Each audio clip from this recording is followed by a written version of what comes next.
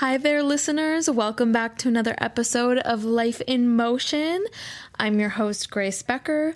I'm a licensed mental health therapist and an enthusiast of life, and I'm so happy to have you all here with me today. Right before I started recording this, my camera battery was like, battery exhausted, and then it all went dark. So I had to switch it out for another battery, but I have never related to a battery in my entire life, like more than I did just now, because I also be feeling exhausted. Y'all, I recorded a video right before this one, so that's why if you watch my videos and you're like, wait a minute, girl, you wore this outfit last week. Yes, I know. It's because I'm recording again right away. I'm just kind of in a mood to record. I don't know. I feel like pouring my soul out to all of you tonight for some reason. Will future Grace regret that? Being on social media and being out there on the internet for anyone and everyone to see? Possibly. Is there anything I plan on doing about it now? Nope. I started this podcast because I wanted an outlet where I could help people and reach more people, and maybe also find my own community of people who are like me, who maybe are struggling with the same things, and just find my people. You know what I mean? And if you are my people, you can probably also relate to this freaking battery every now and then. Yeah, it's been an interesting week so far. I feel a little tired. It doesn't help that I am on my menstrual cycle, and I do feel tired. But it's one of those tireds where maybe you're tired, but you're chatty. I don't know if anyone relates to that. I used to call it my crackhead hours. If anyone is a OG friend, I called it my crackhead hours, because I will get to this point where I'm tired that I just it's my second wind. Basically, you've probably heard of you getting your second wind. That is what I call my crackhead hours, because not only do I get my second wind, but I've become chatty. And sometimes I can be chaotic, a little bit chaotic, but it's fun. It's spicy. I'm a Sagittarius. What do you expect? But y'all, for this episode, we are going to be breaking down how to communicate and how to listen better. So whether it's with your partner, with friends, coworkers, strangers, family, good communication is everything. And not just communicating, but also listening. Listen, Linda, listen. So today we're going to be diving into that, and by the end of this episode, you're going to walk away with 5 key tools that you can start using today if you want to. So make sure to stay tuned in and to listen to get those tools for better communication and better listening with people in your life. So let's break down why communication, right? Why are we talking about this? And one myth is that good communication always means agreeing, when that is not true. When you are communicating with another person, it is not always about agreeing with them or who's right, who's wrong. It's about figuring out, getting more information and figuring out what that other person is trying to tell you. What's the message? What do they need? What is going on? What are the root causes here? And the reason that we're talking about this is because it's so important, right? Not only to foster relationships with the people in your life, which is a pretty big one. I would imagine you would want to have, good relationships with people in your life, but it's also going to help with the tone, your timing. It's going to help with your thinking, maybe bring some clarity to some issues you also struggle with.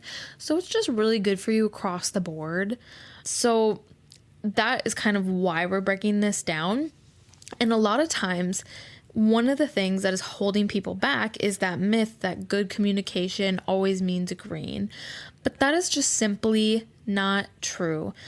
Communicating more so is about figuring out more, getting more information from that person. And there can be a lot of things that contribute to miscommunication. I know some big ones is that when people are talking with each other, they will get into this kind of like this trait of we'll get so like wound up in our own perspective and our own thoughts and our own feelings and our own needs that we totally negate any accountability that we can take in a situation, or we'll do a pretty lousy job at listening to the other person. You know, this word active listening gets thrown around so much, but no one really knows what that looks like in reality. And it doesn't look like, you know, just like thinking about what you're going to say next after the first person's done talking. It's about actually paying attention, coming at that person with follow-up questions, coming at that person mirroring what they're going to say. You know, it's not about like the way you communicate with of like trying to force your perspective down another person's throat, because we do that, right? Like we will get caught up in our perspective and we're like, okay, yeah, but my point is this, right? What we want to do is we want to break away from that and we want to try to see things from another person's perspective, because there's always going to be opportunity for you to share your perspective. But let's focus on one person at a time, right? And ideally, we're going to focus on the person who's bringing, you know, the issue to the forefront, right? And then we are going to be sharing our perspective. So let's talk about the different, you know, communication styles. So we have passive, we have aggressive, we have passive aggressive, and we have assertive communication. So what is passive communication? The core message behind passive communication is your needs matter more than mine. Right? So characteristics of this, it's going to be a lot of avoiding expressing one's opinions, hesitating to set boundaries, difficulty expressing emotions, even suppressing them, and often giving in to others. So this passive, it's a very, you know, like you take the back burner, you take the back seat kind of approach, right? Like you put other people's needs, other people's perspectives. You will sacrifice your own boundaries for that other person, right? So it's a very passive, like your needs matter more than mine type of communication. Oftentimes people with this style of communication are going to be quite quiet. They're going to be apologetic. And they're also going to be uncertain, right? Just because they don't know how to go about navigating this. And it could be for a million different reasons. It could be, you know, the way that they grew up. It could be messages they receive from people over time. It could be trauma. It could be, you know, a tendency to people please and like catering to other people's needs. So there's a lot of things that can be contributive to that. And the impact is that this builds resentment over time. You know, if you go overlooked or, you know, taken advantage of for so long, there is so much of that. There's only so much of that a person can handle. And if that's something that you've experienced and maybe you are getting to that burnout part of it, like keep listening, because this will be a good episode for you. So that's really passive communication. Now let's get into what aggressive communication is. So aggressive communication, the core message behind that is that my needs matter more than yours. So it's a very, you know, like flip a switch from the passive to the aggressive communication. Characteristics of this is going to be very demanding, very attacking language, controlling, often going to blame others or criticize others, maybe interrupting or talking over other people. And this, again, can be contributed to basically the same things we said in the passive. It can be trauma, right? If you grew up in a household where how people communicated to each other was talking over one of the other people, yelling at each other, using attacking language, like you did this and you do that. Why do you always do this, right? All those types of things. Like that is very aggressive. And when we're aggressive, when we're attacking other people, they're going to get defensive. And defensive people are really lousy listeners. And then when they're not listening or they're feeling defensive, they could attack back. Even if they're not attacking back, the aggressor is going to get upset because they don't feel heard. And that's just it. Like, when people get angry, they think that they're in control, but really it's often a loss of control. So those are some characteristics of the aggressive communication tone. Often people with this style are going to be loud, they're going to be very forceful, they're going to be hostile, and they're going to also be intimidating, right? So they can be kind of a fearful person. The impact of this, it creates fear, defensiveness in others, and it can also damage a connection and trust that you have with other people. I don't know if I've ever shared my trust teeter-totter metaphor on here before, but even if so, I'm going to tell you. It's always a good reminder if you have. But basically, you have this teeter-totter, right? The childhood playground thing that you have one person sit on one end, the other person sit on the other, and you like kick off the ground and you teeter-totter, right? Hence the name. And on this teeter-totter, the trust teeter-totter, on one side you have trust. And every time someone does something that is trustworthy, every time they show up for you, they do something they say they're going to do, you know, they're reliable, they're supportive, they're kind, that's a 1-pound rock on the trust side. On the other side of this teeter-totter, we have mistrust or breaking trust.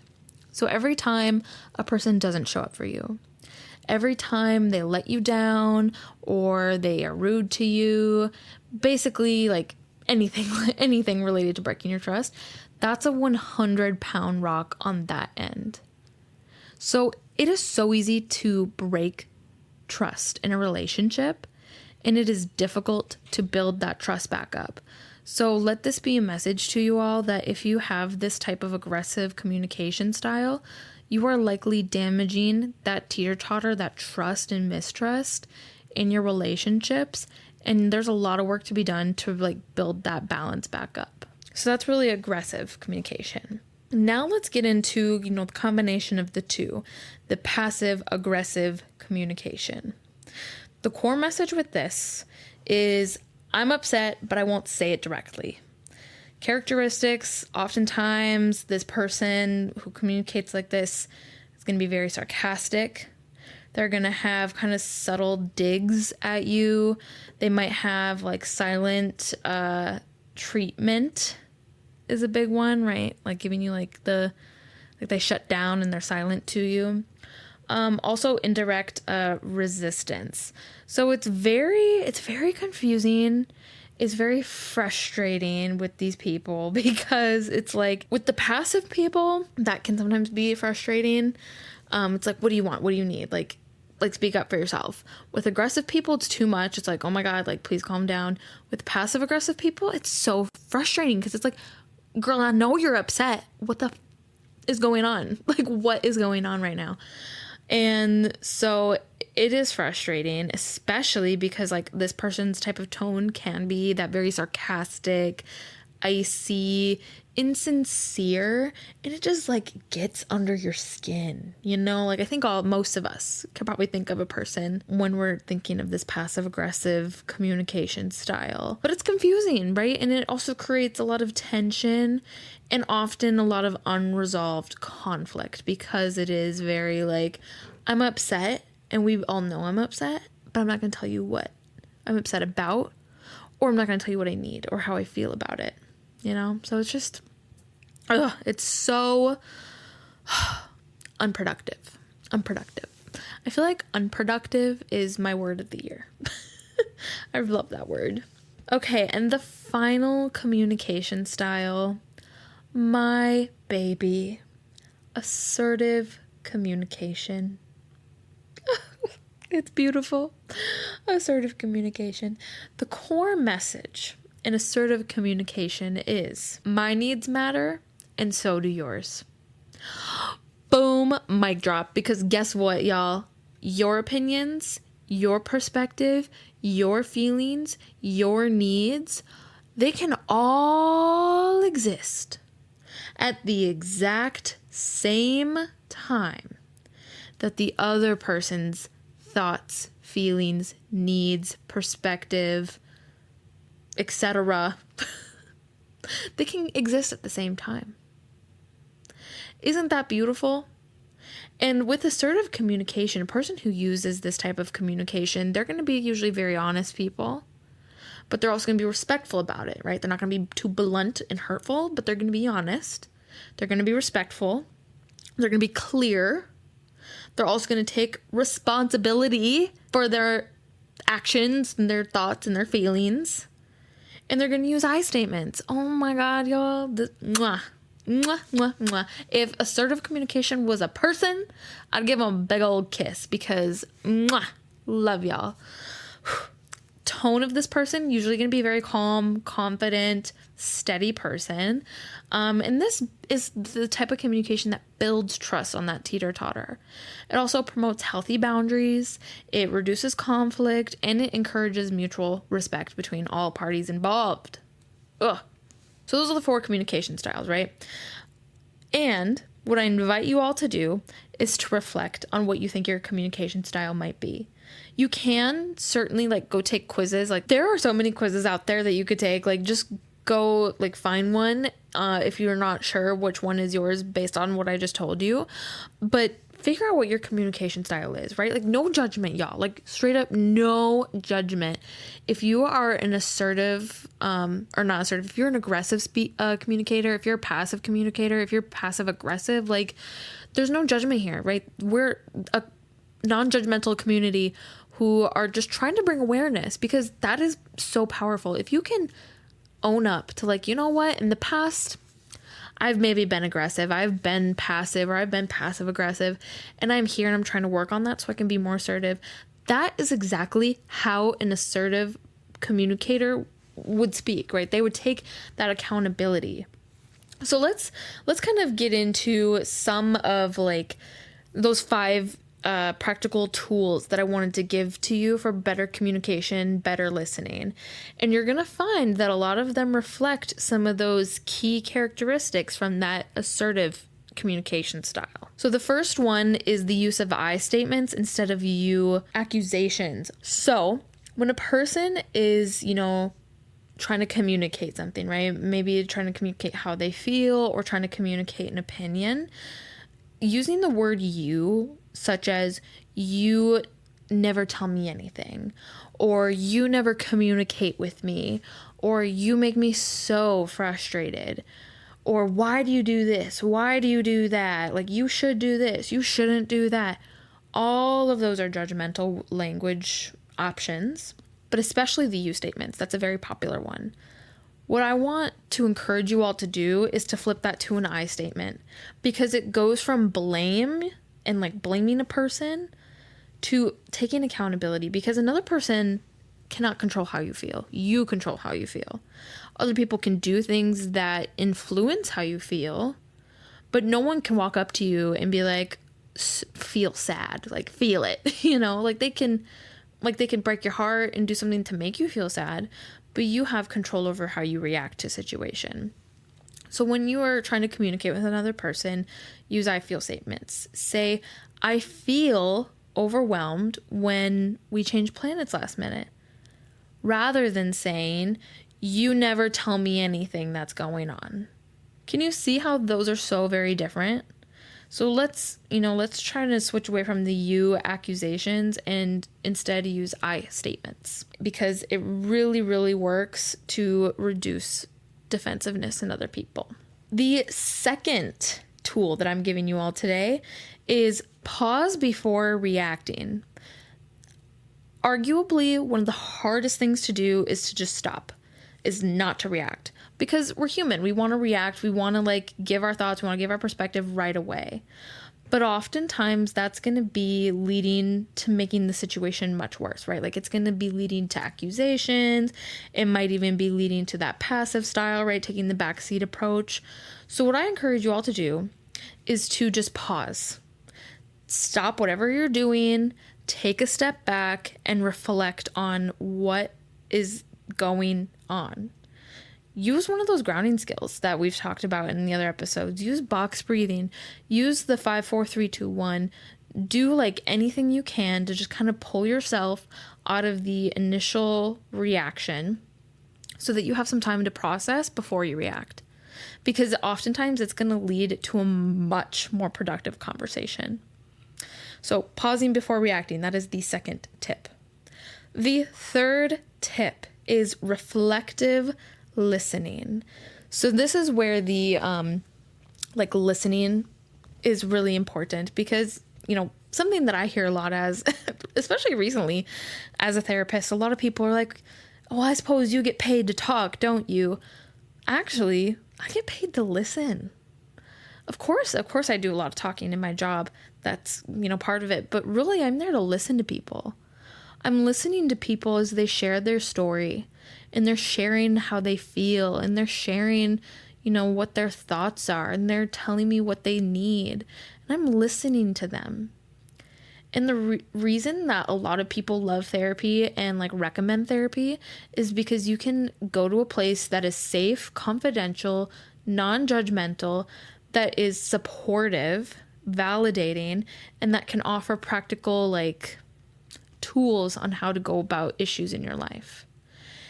And one thing that a lot of therapists are taught to do early in their education is mirror back what a client is saying. So if I have a client coming to me and they're like, oh my God, yeah, this was just I had a horrible day. Work was overwhelming. I had to do this, this, and that. And this person got fired. This person quit. So I had to take on their responsibility. And then I go home and my kids, their room's a mess. There's ants all over the floor. And my husband didn't take out the garbage. And then I had to cook dinner and all these things, right? There was rambling on and sharing all these different things that are going on in their life. I'm mirroring all of that back. Because the thing when people communicate, a lot of times people like to word vomit, which is, I love it. I love it when people word vomit because there's so many pieces for me to pick up. If we're being honest. And I'm going to mirror that back. I'm going to say, oh my gosh, no wonder you must be feeling overwhelmed. You have a lot going on. One of your coworkers was fired. One of them quit. And their responsibilities, even though they're gone, don't just go away. Of course, someone's going to have to take it on. And it sounds like you had to take it on. I can only imagine how much more you have to do. And then I can only imagine how frustrating that must be when you get home and, your kids are maybe not doing what they're meant to be doing. You find out that your partner hasn't been supporting in their chores, and I'm doing this for multiple reasons. One, I'm mirroring back to show the person that I'm listening to them and I'm hearing what they're having to say. I'm also doing it because it helps to foster validation and empathy, right? So that person feels validated and they feel heard and they feel respected. If I'm mirroring back what they're saying, if I'm doing that reflective listening, they're going to be like, oh my God, you're listening. Especially if you're asking follow-up questions. If you're like, yeah, what work responsibilities did you have to start to take on? What kind of chores were you hoping that your partner was going to have done when you get home? Those type of questions are going to help them to feel heard, respected, understood, and oftentimes then they're going to reciprocate that back, right? It also helps avoid any miscommunication. So if I'm mirroring back to a client and they're like, no, actually, no one was fired, no one quit, they just went on vacation, right? Maybe there was a misunderstanding, right? So mirroring back helps that person to clarify, and it can help avoid later frustrations, later, arguments with people. So reflective listening is very important. It helps to build that trust. It can de-escalate conversation, and it can help a person to just feel heard and respected. So that was number 3. Number 4, clarify intentions. So in order to do this, something you could do is say, can I share something that's been on my mind? Not to blame, but to understand. So this is very useful in conflict or during difficult conversations, right? Because we are clarifying our intention. Another way that I like to tell people is to say, the story I'm telling myself, ... right? So it's kind of to take away any blame, right? It's to clarify where you're at, where your perspective is at, what's been on your mind. and to hopefully foster that understanding, right? So just like clarifying what it is you're trying to do. And it kind of goes hand in hand with that third tip of like, if you're mirroring back and that you're giving the other person an opportunity to clarify, see how this all is working together, right? Because we're clarifying our intentions in this fourth step. So that is a tool you can also do that you can use, is to say, can I share something that's been on my mind? Not to blame, but more so to understand what's going on, right? Or you could say, the story I'm telling myself in my head is because you didn't help with the chores around the house, maybe you don't care about the chores. Or the story I'm telling myself in my head is that you find this other person attractive because I thought I saw you staring at them at the restaurant. So if you can share it in that way, you're not only trying to seek more clarification, but you're also sharing what's going on in your mind in a non-judgmental, non-attacking way. So that's tip number 4. Tip number 5 is ask, do not assume. Assumption is like most often going to make a situation worse. And when we assume, we not only like maybe discredit the other person, but we can break trust, we can break respect. And, when we ask rather than assume, it encourages curiosity over judgment. Because, curiosity is very innocent, right? Like we can ask, we can be like, hey, what's going on here? Like what is happening? But when we assume, it's very accusatory, right? It comes across very attacking and judgmental. So something that you could try practicing is saying, can you tell me what you mean by this? Can you tell me what you mean by that? A lot of times I will hear clients asking partners, asking family, asking friends, well, why? Why do you do this? Why did you do that? And when you ask that question, why, it has like built-in defensiveness in it, because you're asking this person to defend their point. Like, I don't know why I'm sad. I'm just sad. I don't know why I didn't take out the garbage. I just didn't, like it's going to create that defensiveness. But if you ask them rather than going into an assumption of like, can you tell me what happened? Like, can you tell me, maybe what led to like you feeling this way? Or, sharing the other tip, right? Like when I came home and the garbage wasn't taken out, the story I started telling myself in my head was, you don't care about our home, right? Like that's a tip that you could use for this. But yeah, just try to stay away from that why language. Let's not jump to conclusions when we're assuming. It's usually just going to cause us anxiety and it's going to harm the relationship. So it's always better to ask. So that's really what I have for you all for today's episode, just kind of breaking down those 4 different communication styles and giving you some tips on how to address communication and listening. And I have a challenge for you all this week, if you are up for it. This week, I challenge you to use at least one of the 5 tools in a conversation and to notice what shifts. Do you make a shift? Does the other person make a shift? Do you feel differently? Do you feel that it was a more productive way of managing an issue? Like just pick one and try to use it and let me know how it goes. I would love to hear how that happens. You can send me a DM on my social media, which is all going to be in the show notes below, or you could email me, or you could comment down below. This goes up on YouTube, it goes up on Spotify, Apple Podcasts. If you feel comfortable sharing it there, just being like, yeah, I used this with my partner and it turned out great. Like, I would love to hear that. So just let me know how it goes. But that's what I have for you all today. Thank you so much for listening. If you made it this far, comment on that little like speaking emoji, the one that's like a person and it's like a little lines, like just someone speaking, you know? So comment that down below. I got that inspiration from Leo Skeppy and his podcast, and I really like that idea, just to see who stuck with me to the end. But thank you so much for your time. Please leave a review, leave 5 stars, share with the people in your life. Shout out to my editor, Ben. Thank you so much for your help. But that's what I have for you. I upload podcasts every Thursday, so make sure to stay tuned in to hear all about life in motion. But until next week, embrace the chaos and find the beauty. Bye.